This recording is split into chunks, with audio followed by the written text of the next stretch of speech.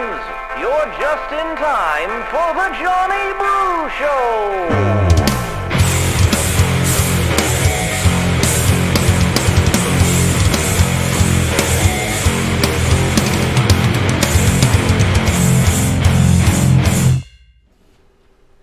What's going on, everybody? It's John Brookhagen, host of the Johnny Brew Show, and thank you so much for joining us. We're trying to go live just to keep it even realer for you.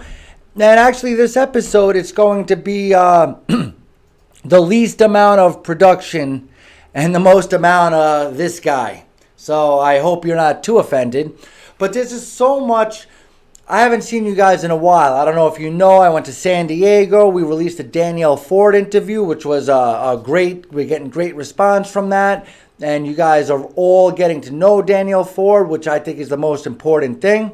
All right, if you love this kind of content, please hit that subscription button. Our numbers are doing great. I see you guys are watching, tuning in, doing great things. But I see 2/3 of you are not yet subscribed. Please, it's the only thing. I'm not pushing ads. I'm not peddling anything. I'm not asking for donations, but subscriptions will help me. Maybe I could get a little bit of that YouTube money. Still won't cost you a thing. Anyway, also, we're going to be taking calls for the first time ever. I just got my cell phone here. We did a little test run. You want to call in regarding what I'm saying?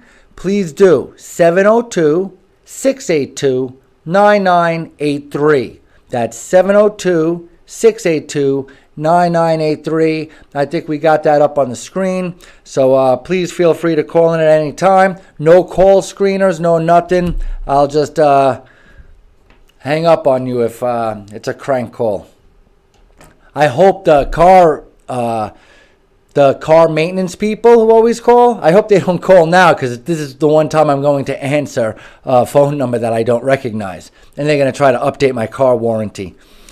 Anyway, so over the past couple of weeks, though, I've been doing a lot of research and watching a lot of documentaries, reading a lot of articles about COVID.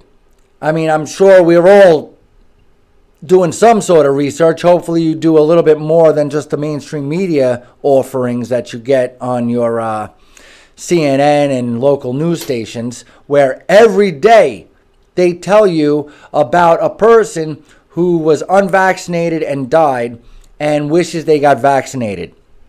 And when they don't have that for the next day, if they don't have a new person who unfortunately passed away, then they regurgitate an old story and give you an update on the other dude who wished he had the vaccine and actually passed away.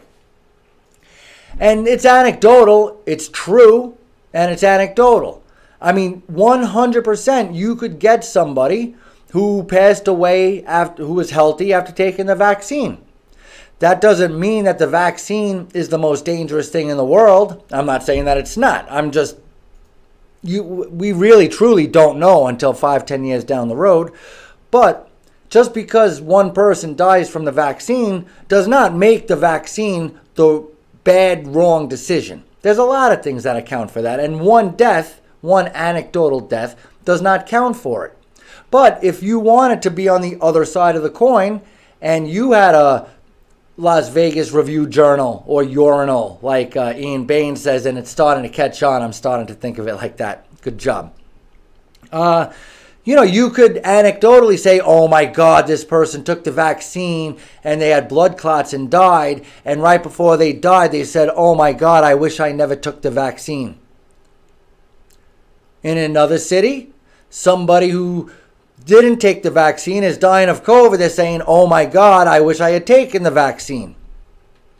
Somebody at the Raider game was crossing the street and got hit and is critically injured right now in Las Vegas. They're probably laying in a hospital bed, and if they're conscious, they're probably thinking, oh my God, I wish I didn't cross the street. All right, guys, if you critically injure yourself, of course you're going to have regrets and wish something went differently, right? If you crash your car, you're going to wish you stopped or ran that previous red light, right? I mean, it's all so ridiculous. Anyway, let's start to get to what I'm talking about, all right? I just want to say what's up to Harold. robslist.org, Republican-owned businesses, Kim Fergus, who has been doing great things, great participation. Thank you so much for all your feedback, Kim. And I also know how angry you are at what's going on, but at the same time, you do your best to keep the expletives and the bad language to a minimum in order to keep it adult. So I appreciate that. And hey, Joey F&T, what's up? All right. So one of the things that I was watching is Dr. Michael Yeadon. He is he's a retired immunologist. He worked with Pfizer. He was actually the chief scientist and the vice president at Pfizer for a long time, and he's since retired. And he shared a lot of his thoughts about what's been going on. And, a lot of you guys think, some of these things just don't add up. But you can't put your finger on how or why. It's just your instincts are telling you this just doesn't jive. Like them not talking about people who have had COVID, recovered, and why are we not getting any statistics on their mortality rate or reinfection rate? Nothing, right? And we've got so much data, all right? Professional gamblers love baseball. You know why? Because there's more data. All right, I see somebody was given a call. It was a Long Island area code. So I would have taken that call. Vegas and Long Island area codes, they get picked up right away. Professional gamblers, they love baseball and hate football. You know why? Because baseball, there's 162 games, and in football, there's 16 or 17 or 18. Now they're changing it and everything else. But nonetheless, there's 10 times the amount of data in baseball as there is versus football. And data is information, is knowledge, is power. So a real professional handicapper can do so much better at baseball because they have more information to look at. As opposed to football, where every week you're fielding a different roster due to injuries. Every year, the roster is 50% turnover. So it's really hard to get a feel for what's going on in football. They change from week to week. But in baseball, things are a lot more consistent. You got a lot more data. COVID has been here for like 18 months, right? We had 600,000, maybe more, die in America alone. We had almost, right, I don't know the exact numbers, 4 or 5 million died worldwide from COVID, all right? We have data. How many people caught COVID? How many people recovered? How many people were non-symptomatic? Where's the control groups? Why aren't we gathering 1,000 people? Random people, including people who think they never had it, but maybe they did. Or people who think they did have it, but actually didn't. Because of the alarming rate of false positives, which we're going to get into. There's so much data out there and we're getting no information. I see articles. I saw an article earlier this morning talking about how the had COVID and recovered are 2.3 times more likely to catch and transmit COVID than somebody who's been vaccinated. And now this flies in the face of everything that I believe. But instead of yapping my mouth on Facebook or talking smack, I went into it and I figured, let me read it. And I'll click any links to any studies that they've done, any doctors that specifically put their name to this. Guess what? Nothing. It's just an opinion. Truly, just some guy who is a professor or something offering their opinion that it's 2.3 times more likely, or some anecdotal study. But nonetheless, no data was offered. The stuff that I'm going to talk to you about today has all been analyzed and the data has been provided. All right, whether it's from Johns Hopkins University or if it's from the CDC itself or the European version of the CDC. There are numbers out there, not enough, and they're not easy to get to, but they are out there. All right? So, some of the things that I also have a friend who lives in Houston, and he's got family in the National Guard.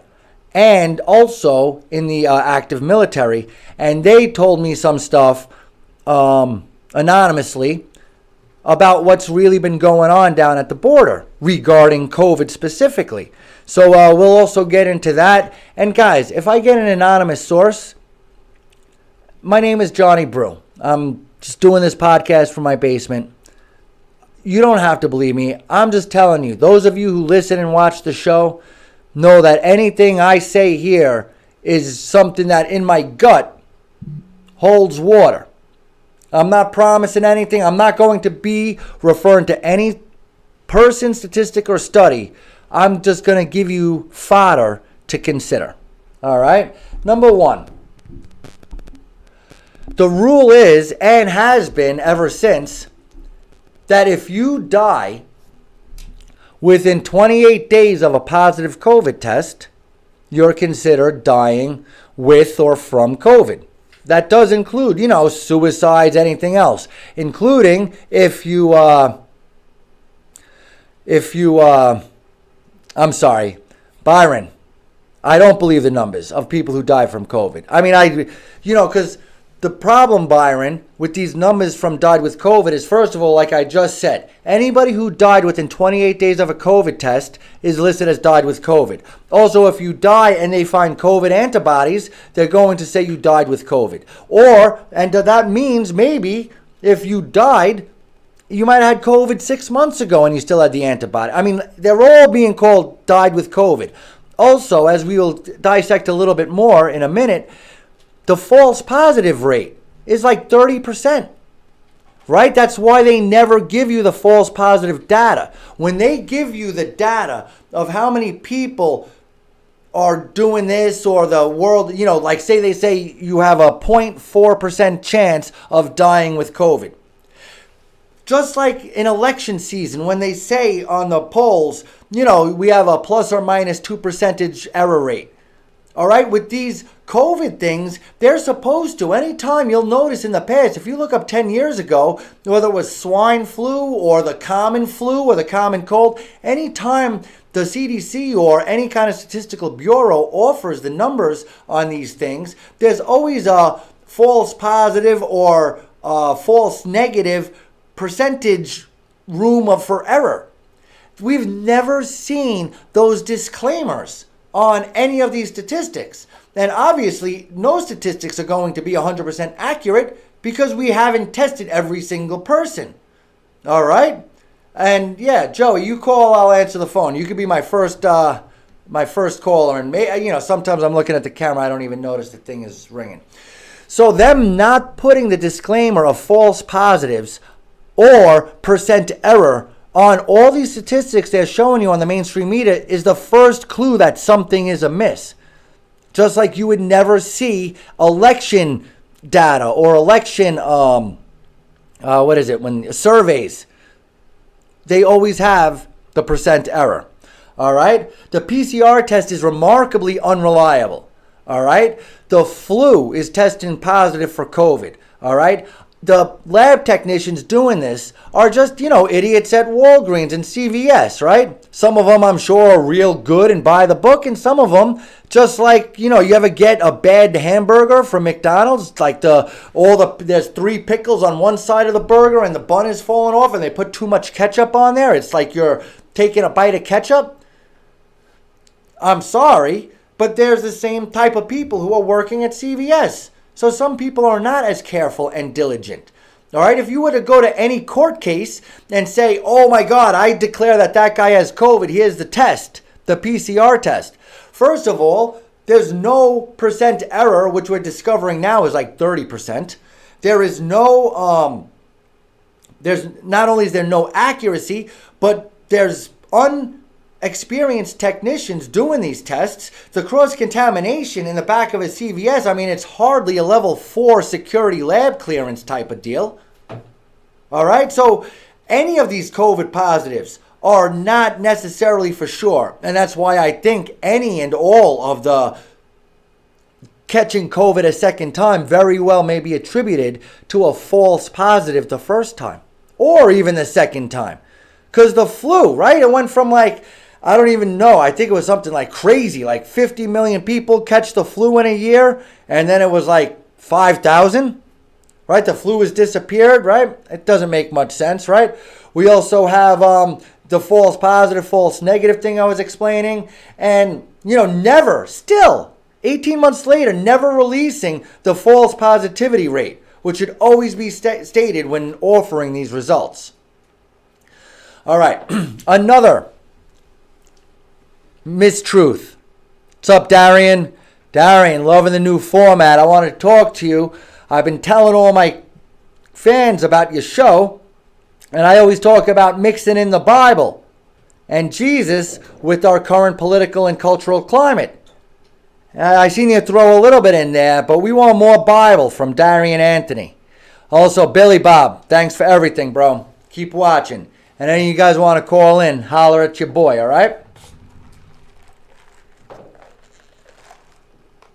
Anyway, another myth that's been continuously perpetrated, and this is the reason for vaccine hesitancy, guys. It's not Trump who made the vaccine and brags like he's God because he made the vaccine. He's not the problem. Therefore, his supporters, per se, are not necessarily the problem. Black people are the lowest vaccinated racial group. Whatever reason that may be, whether they're Democrat, Libertarian, Conservative, I don't think it's their fault either. We're all individuals. Who cares what race you are? Who cares what political party you are? You are making a decision for you and your family. But one of the myths that are going around is this asymptomatic spread.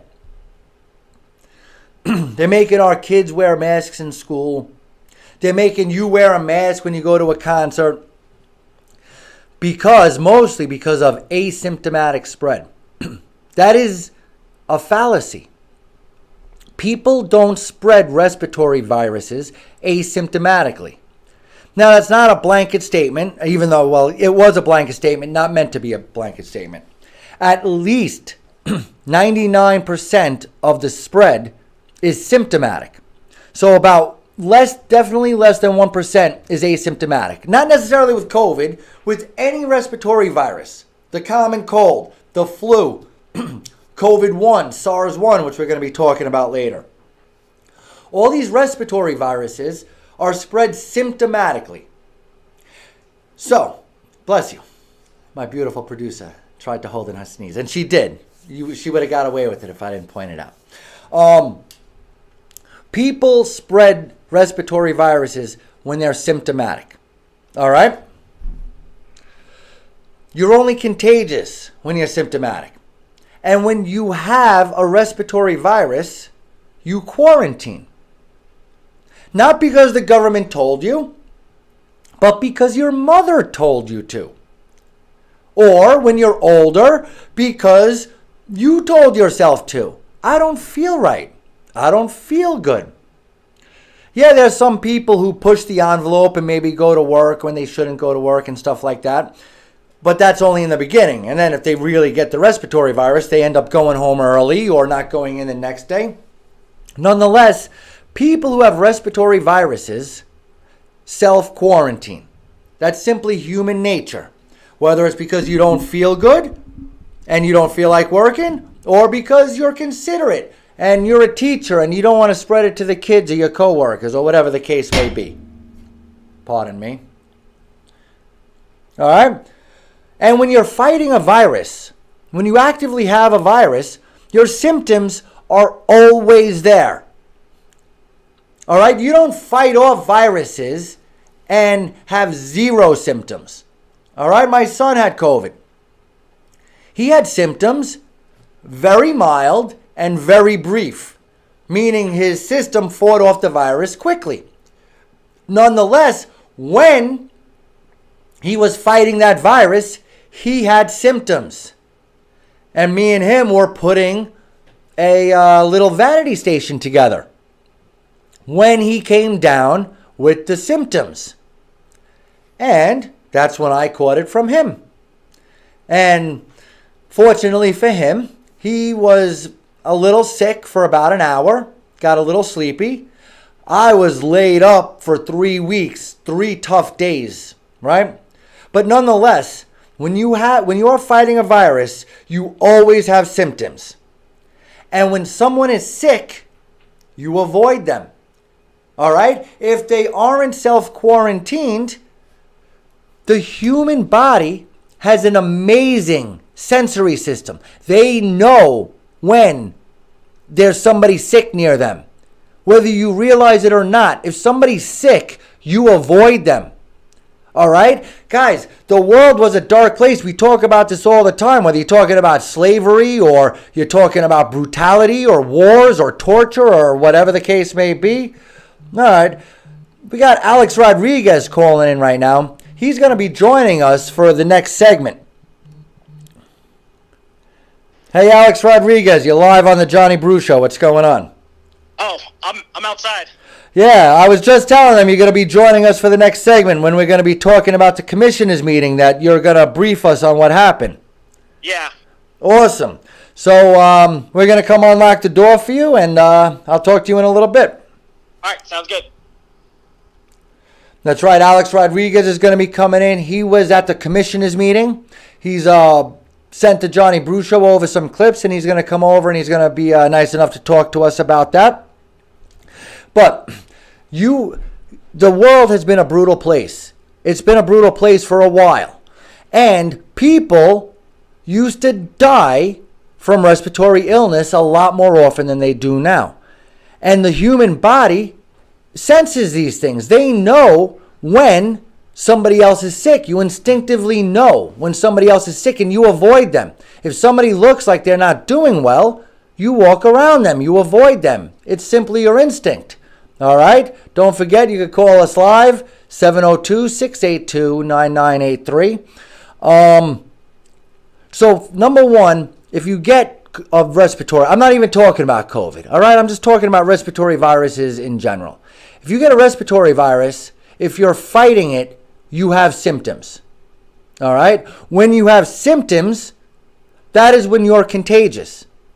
When you're contagious, you tend to self-quarantine, whether your mother tells you to stay home from school or you stay home from work, or if you tough it out by halfway through the day of work, you end up going home early because you have a respiratory virus. You have the flu. You're throwing up in the bathroom. You have a cold.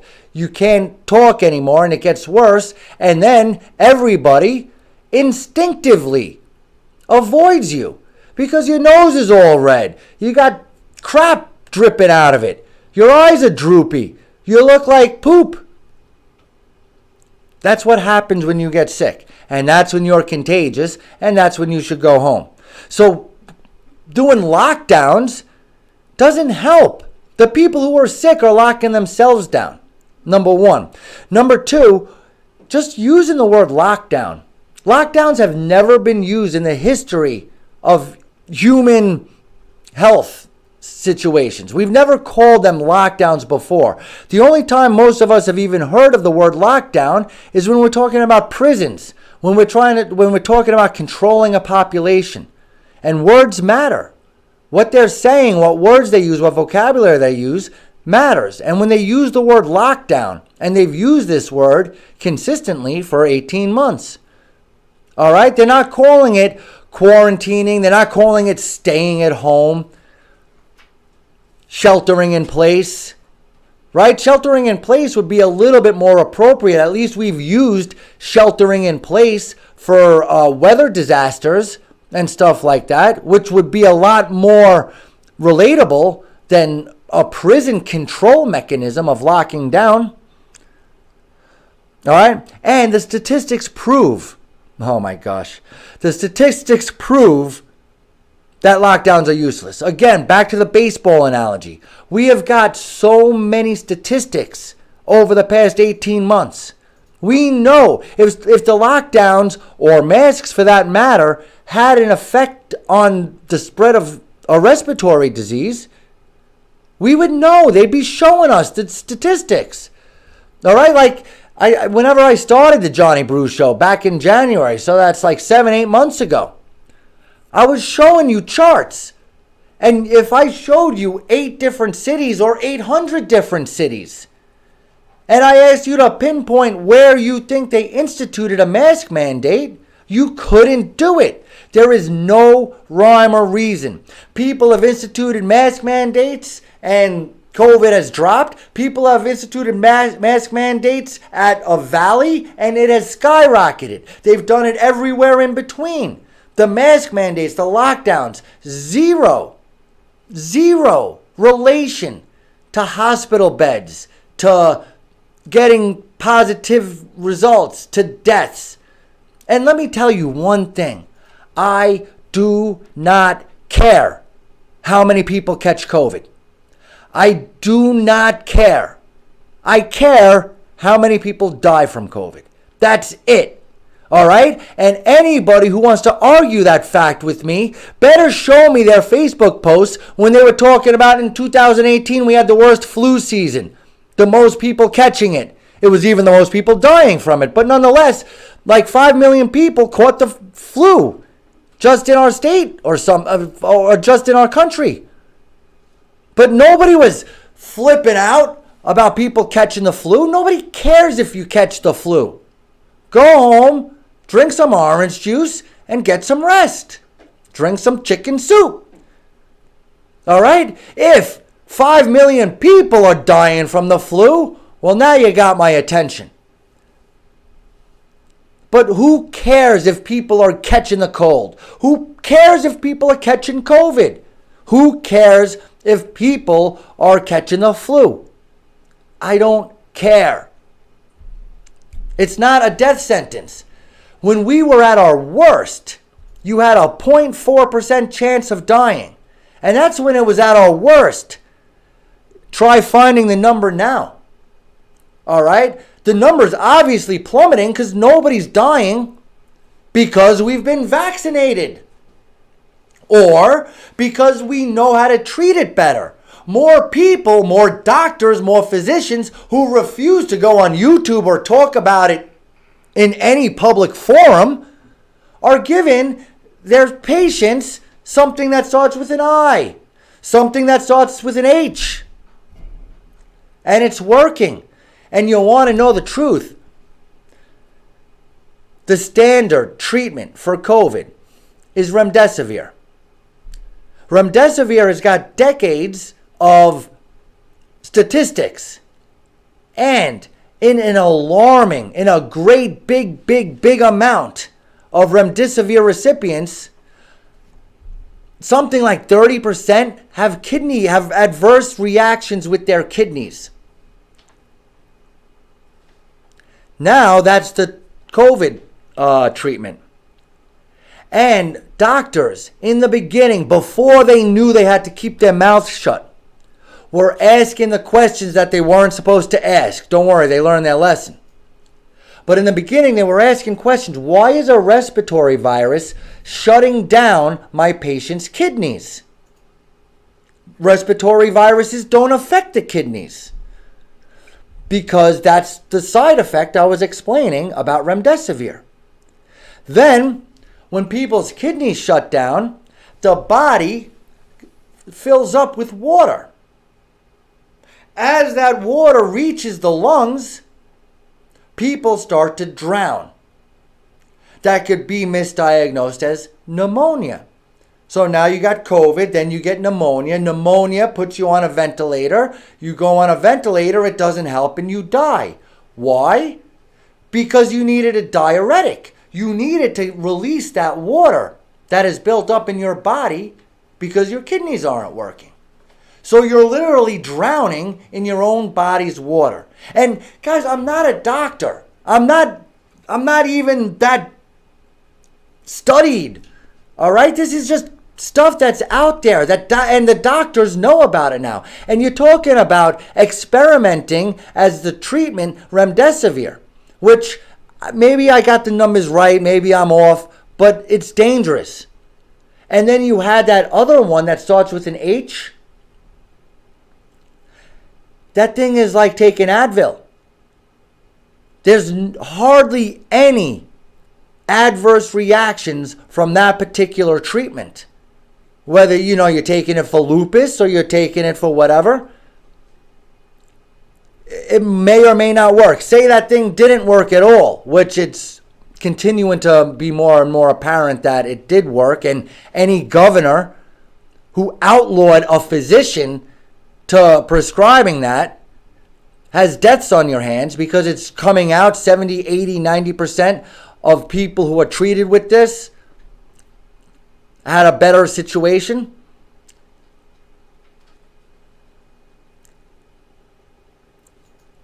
Why aren't more people understanding this?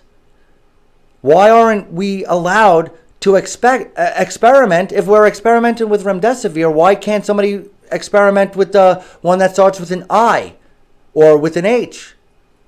That will treat COVID or any respiratory illness. Here, how about this fact? Remember when this first started coming out? My instincts, and again, you got to be willing to admit when you're wrong. My instincts initially were, holy cow, the homeless population are going to get knocked out. Obviously, they're not social distancing, they're not washing their hands, they live on top of each other in closed quarters. It's going to wipe them out. It didn't, because they get sunlight and vitamin D and they have a strong immune system. They get all these viruses, but it doesn't affect them because their immune system is on point. But also, I also thought not only the homeless, I thought asthma sufferers, people who have asthma are going to be in danger. People with asthma can't breathe. Sometimes when they're totally healthy, they have trouble breathing. So you throw in a respiratory virus and they're going to die left and right. Have you heard of the asthma COVID epidemic? No, right? Neither have I. You know why?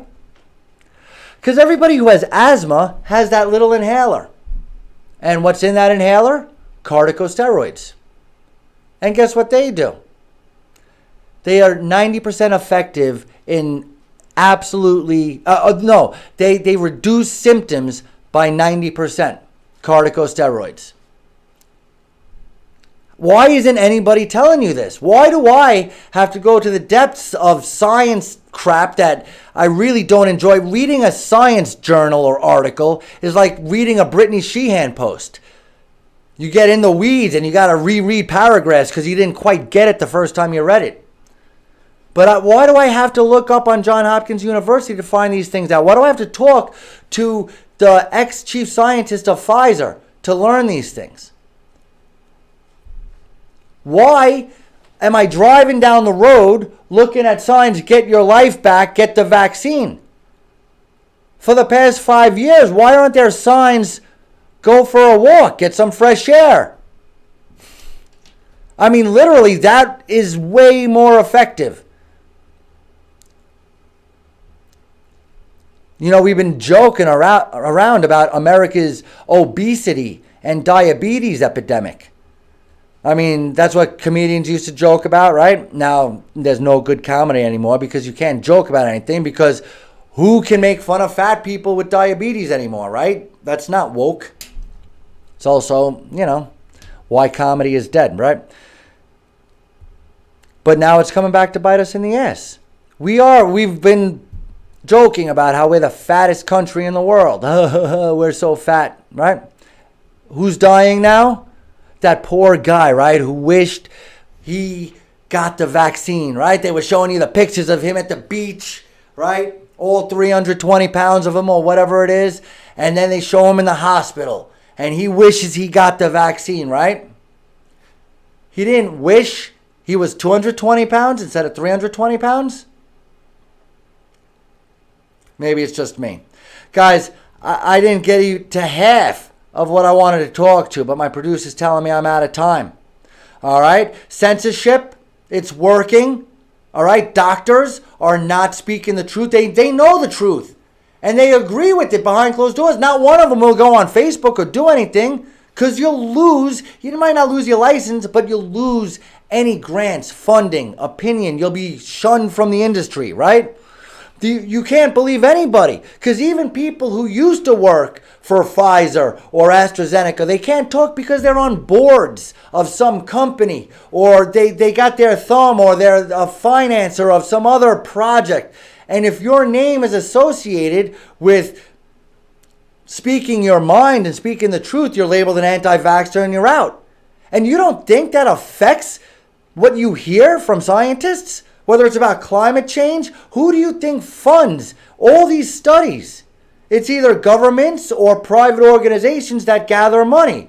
Some of the, I had some of the things, but like I said, I go on and on and on, and I'm getting the angry emoji face from my producer. Oh no, she says I could keep going. Oh no, she says I can't. All right, you know what? I'm going to leave it there. How about next week I keep going and keep explaining some of the things that you need to think about. You don't have to agree with me. You don't have to, don't quote my podcast, because I'm not telling you any of this is backed up by study. I'm telling you it is, but I'm not providing the studies, because I'm just telling you what to think about. All right? Tell people to watch the podcast. You subscribe to the podcast right flipping now. I'm waiting. Did they subscribe yet? Did it go up? They went up? All right. Thank you. And we'll keep talking about it. I'm just here to conversate, guys. And if you agree or disagree, more so if you disagree, throw me an email to johnnybruchshow@gmail.com. Give us a call, 702-682-9983, or even a text message. Throw us a text message. If you got something good to say, I'll most undoubtedly share it, all right?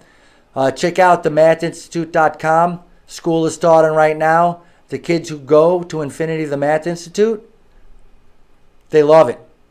They enjoy it, and they kick ass. And when their math grade goes up, it's the rising water that lifts all ships. All their grades will go up. All right? I got some people here in the green room. I got to get going. Are we going live again, or are we recording and releasing soon? All right, tomorrow morning, Sunday morning, August, I think it's 15th, will be the Lydia Dominguez interview. She's releasing her new book on Monday, Don't Look Back, or Don't Turn Back. And the interview was great. Learn all about her and find out how you could get the book. She'll gladly autograph. All the fans of the Johnny Brew Show are going to get a free autograph inside the book if you'd like it. Find out how to order it. And everything else. You could get it from the big retailers, but if you want to avoid them, just go straight to LydiaDominguez.com and you could pre-order your copy. It's released Monday, August 16th. All right. I'm really excited. We got more coming. Thanks for joining us on this live broadcast. I hope it worked out. I'm sorry I didn't answer the phone. Oh, had Alex Rodriguez call in, so I'll at least get the sound check on the YouTube video. My name is John Brookhagen. Thanks so much. I'll catch you in a little bit.